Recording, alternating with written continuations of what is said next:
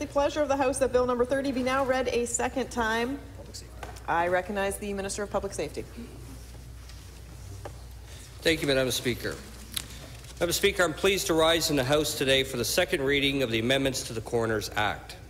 Coroner services plays a crucial role in improving safety across the province.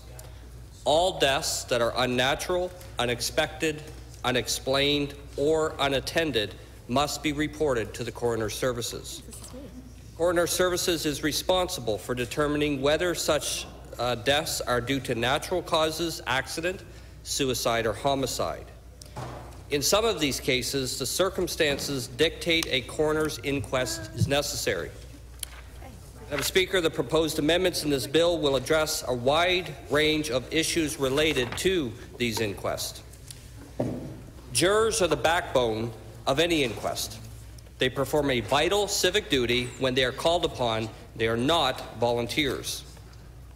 Unlike jurors in a criminal trial, there is no similar juror privacy protection in the New Brunswick Coroners Act or the Jury Act. The Department recommends a new provision that would prohibit any disclosure of the identity of a juror or any information that would allow for their identity to be ascertained, except for disclosure pursuant to a written order of the Chief Coroner. The Department also recommends eliminating the 3-hour limit for jury deliberations. Inquests can vary greatly in complexity of facts to be considered by an inquest jury. A time limit can prove challenging. Another amendment focuses on mandatory inquest. The Department recommends making inquests mandatory if someone dies under the following circumstances: persons held voluntary or involuntary in a psychiatric facility or hospital, as an inmate of a correctional institution, penitentiary, place of secure custody, or place of temporary detention, while detained or in the custody of a peace officer, or where the use of force by a peace officer may have been a factor whether or not the deceased was detained or in custody. The amendment regarding group cases is designed to make the system more efficient. If the Chief Coroner has reason to believe that the facts or circumstances are sufficiently similar, then separate inquests are not necessary.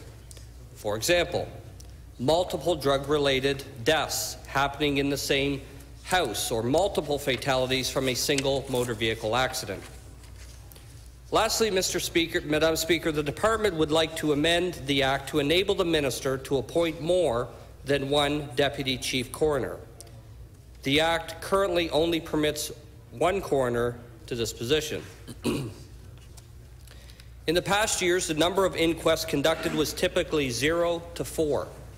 However, in 2022, 8 inquests were performed, and there is a backlog of 22 inquests.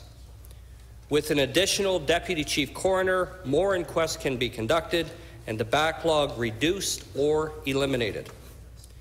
Madam Speaker, we believe these changes will make important improvements to the system New Brunswickers rely on to keep them safe and to hold people to account.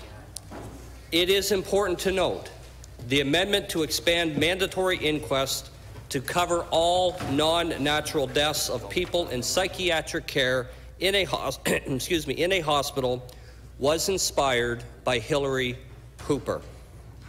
Hillary's story and her mom's effort to ensure we all learn from her death made it clear that every death under these circumstances demands that we pause and shine a light on the facts. Because of the inquest into Hillary's death, we will learn and hopefully prevent deaths in similar situations.